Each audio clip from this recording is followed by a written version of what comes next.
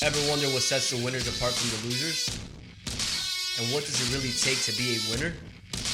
My name is Federico, and I'm a young, successful entrepreneur passionate about sports, real estate, mindset, and business. If you are just like me, then the Winning Ways podcast is meant for you. Yo, welcome back to Winning Ways with Fed. My name is Federico, and I am your host. Guys, another special show for you guys today. Just a little reminder, please share the show.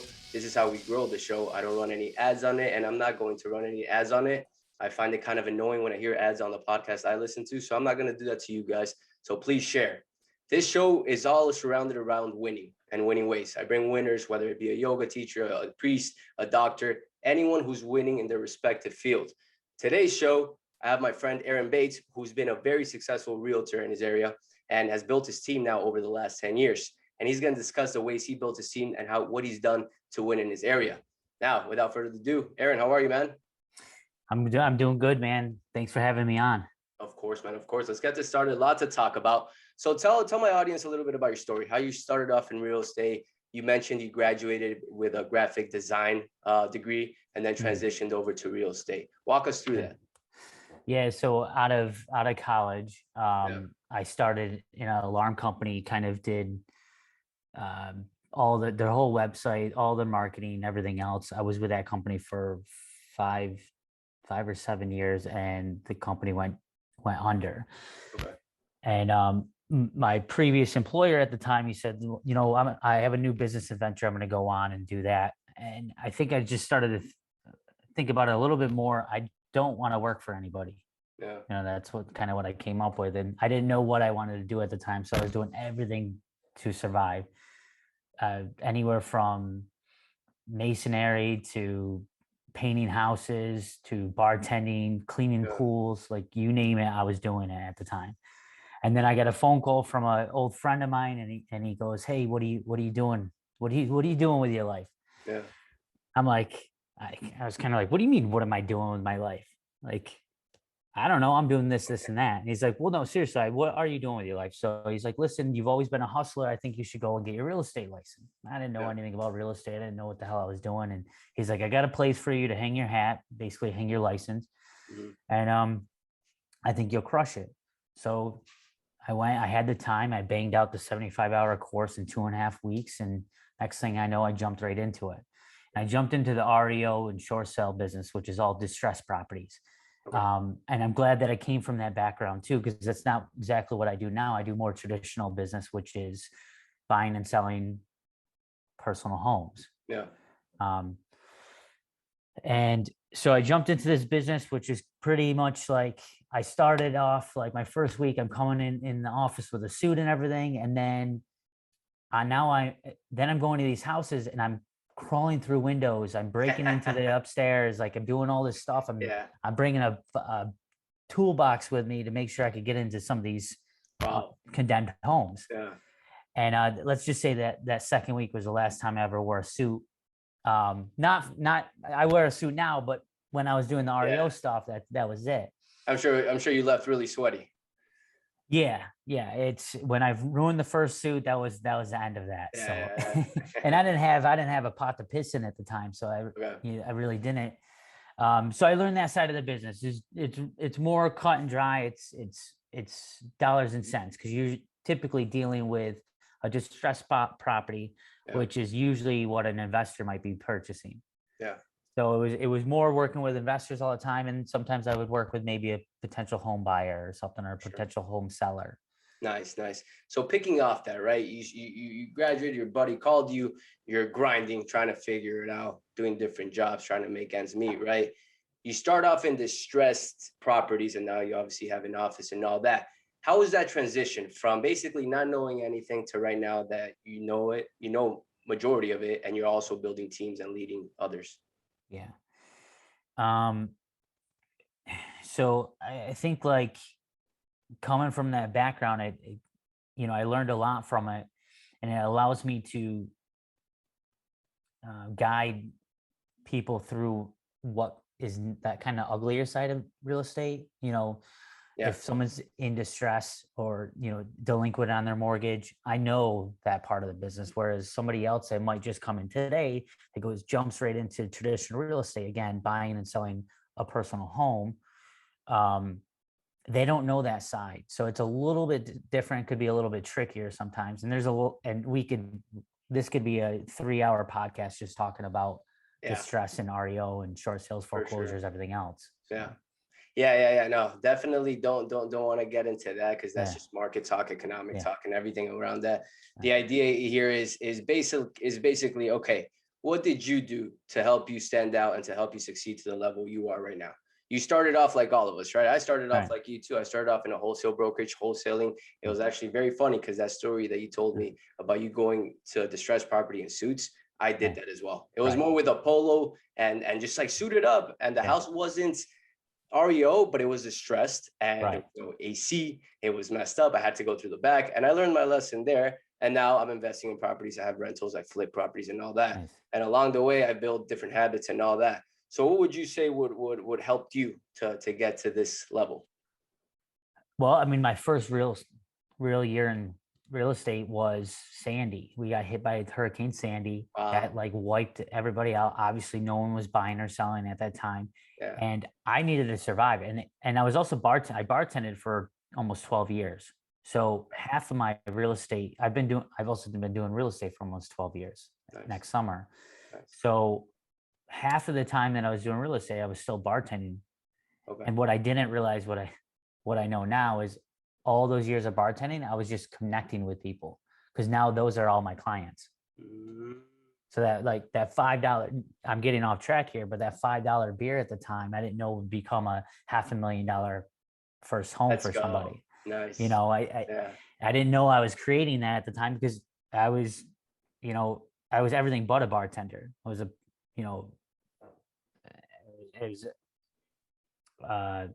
psychologist, a sociologist, a professional friend maker, a listener, like everything that you need, all the skills for real estate, you learn behind the bar, and you don't even realize you're doing it. Yeah. And at the time, even doing both of them, I didn't realize that. And then now looking back, I know. But going back to what I was saying, my first real year in real estate, like when I say real year, I was really kind of getting it going. Yeah. Sandy hits. Okay. And thank God for my background in distressed properties. I was then able to go and wholesale houses or find assets or find properties, homes that were in distress. And I had the investors that would buy them. So I was helping people get out of what was a bad situation, getting it over to the investor that I had built relationships with. And that was the only way I survived, or else I would have been done with real estate. Wow. And then I continue that. And so my first year, I sold 16 homes, and gradually every year since then, I've been kind of doubling down on that. That's impressive, man. And that's the little nugget right there, though. You're bartending, because you didn't know it at the time, because you were doing it just as a job, but it helped you create those networking skills, learn how to listen, how you're saying, learn how to conversate, learn how to make friends, and help people trust you, which in turn now is benefiting all your real estate transactions. 100%. Little things like that along the way, people don't realize it's happening for you rather than to you. And now look, I love that saying. I believe that every single day. I think that anything that you get yourself involved in, or any situation that comes into your life, it's 100% not happening to you, happening for you. Yeah. It's that mindset. I feel like a lot of us, I think everybody needs that mindset, because with that mindset, there's that excuse mentality kind of disappears, because it's like, okay, no, this isn't happening to me, and the excuses come into place. No, it's happening for me. I'm going to find a reason to make this work, or find the positive side behind it, Right. Yeah. 100%. Man, so this is awesome. Your story's been cool so far. So what would you say the next 5 to 10 years look for you from this point on in your business? Yeah. So right now we're kind of developing the back end of everything, and it's hard to go back. Okay. One thing that I could give advice to for maybe a newer agent: do all the heavy lifting up front. If I did that in the beginning, like I was getting 30 to 50 leads per week. That doesn't even exist. I had no clue what I was doing with it. If I databased and I put a CRM together and really set that up, I could have streamlined everything that was going on. So now we're kind of like, we're working on the business and not in the business right now. So we're kind of like, we're setting up a transaction coordinator, which is going to turn into another hire. That's going to turn into another hire, and then building up the whole team around it. That's only going to elevate the other realtors around us too, because they're going to be able to use my resources. Of course. Nice, man. So you're basically building that foundation of your business and helping all your other realtors network better, make better sales, just organize it a little bit better. 100%. So that kind of sets us up for the success for 5 to 10 years. One of the things in the industry that I cannot stand, and it still happens, like, so the average real estate agent was 52 to 54 years old. I don't know if that still is true, but what you would get is a realtor that's been in the industry for 20, 30, 40 years, and they have for some reason, when you call them about something, they lead with that. Well, I've been doing this for 24 years, and now I've gotten, I have a little thicker skin, chip on my shoulder. I'm like, well, you've been doing it for 24 years the wrong way. It's like, why do you feel like you have to tell somebody that? I don't need to. If you were just getting started and you called me and I knew that you were inexperienced, I wouldn't say, hey, I've been doing this for 12 years. There's no reason to tell you that. Yeah. If anything, I would say, hey, if you need any help, come to me. Feel free to ask me for information. Because I wish I had somebody do that to me when I was first in the industry. Yeah. I was afraid to do shit because I've always been like this anyways. If I don't know something, I'm afraid to do it. But now I've learned, especially through real estate, that you're not going to know everything. But the good thing about it is I know somebody that knows something, knows that whatever that question may be or whatever. Yeah. So I think that where I was going with this is you have these agents that have been doing it for 25 plus years.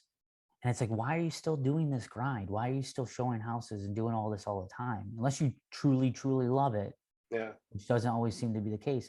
I want to set myself up where I'm not doing that in 20 years. Okay, I get that. That either I have a team that's big enough that's doing it and we can feed them, or I built up a portfolio big enough that I use real estate as an avenue to build long-term wealth, which you've already started doing. That's awesome, man. That's awesome. You have a long-term plan. That's great.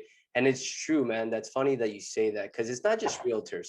It's title companies, people, insurance. They've been in the industry for so long, and then you tell them something that you've been told, and they say, no, I've been in the industry for X amount of years. I've been working this. So that's not how it goes. And it is how it goes. They just don't open their mind. Instead of being like, okay, hey, I haven't heard of this. Let me see if this is something that we can do or not. No, they always shut down. And it's been happening a bunch to us, and me and my partner in Tampa. So yeah, that makes sense. So would you say right now you're trying to hire younger people? I think that it's not even necessarily hiring younger people. It's got to be people that see the same vision as you.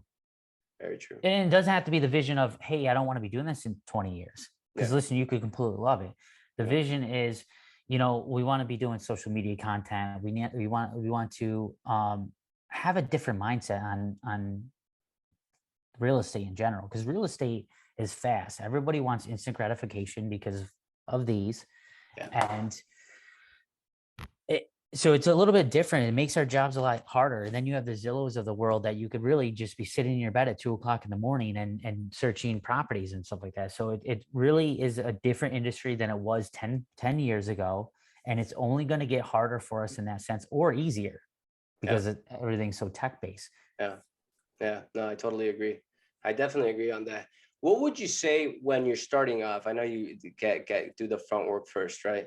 What would be some other tips for somebody starting off, 25-year-old male looking to get into the real estate game? What would be some tips you give them to get going a little faster?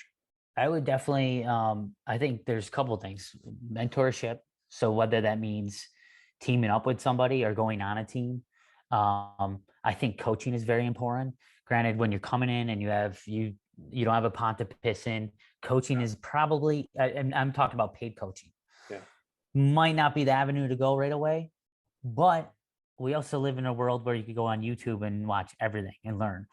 I've never really learned that way. I learned like this, having conversations with people. YouTube's been around what seems to be forever now. And I can tell you, I probably haven't watched more than 50 videos. And I know people that probably watch 50 videos in a day. So there's so much information around that wasn't around when I first started. And I'm not trying to make myself sound like a fossil right now, but like, um, there's so much information. So learn the business, learn real estate, learn your market, know what's going on and stuff. So I think those are really big tips right there. But heavy lifting, maybe pair up with a mentor, get on a team, watch stuff. And not everything that you watch is good, but like even watch what your peers are doing. Like we live in Long Island alone, we have over 30,000 agents. Wow. It's a lot. Yeah. Now that's, 1% of them is doing all the business pretty much, but there's at least 1,000 good agents out there, at least 100 good agents that I could call up or ask them advice or watch what they're doing and stuff, and either mirror what they're doing or take what they're doing and make it better. Right. Yeah. I mean, that's how you master things too. I totally agree with that last point you made. I mean, if you're looking to get into anything, find somebody that's doing great and model them. And then once you model them, you'll start figuring out new, maybe better ways of doing it. And you find your own authentic way of doing business, because how they do it isn't necessarily going to work for you. For me, what worked a lot was cold calling. But for my partner, what worked a lot for him was going to meetups. He wasn't really good at cold calling. I didn't like going to meetups. To me, it was just at night. I didn't like to. I like spending time with my family. But great points there, Aaron. Now, where can my audience find you? What's your social media? So everything's pretty, it's pretty standard. It's Aaron Bates Real Estate. Perfect. That's Facebook, that's Instagram. That might even be my TikTok account that I guys utilize, and YouTube. Yeah. Guys, this will all be on the notes as always. Give him a follow, connect with him. Very knowledgeable. He's willing to help, and great guy all around. He's been in the business for 12 years. Somebody that knows his stuff. Give him a follow, connect with him. And Aaron, thank you so much for being on the show, man. Yeah, thank you. Thank you for having me, man.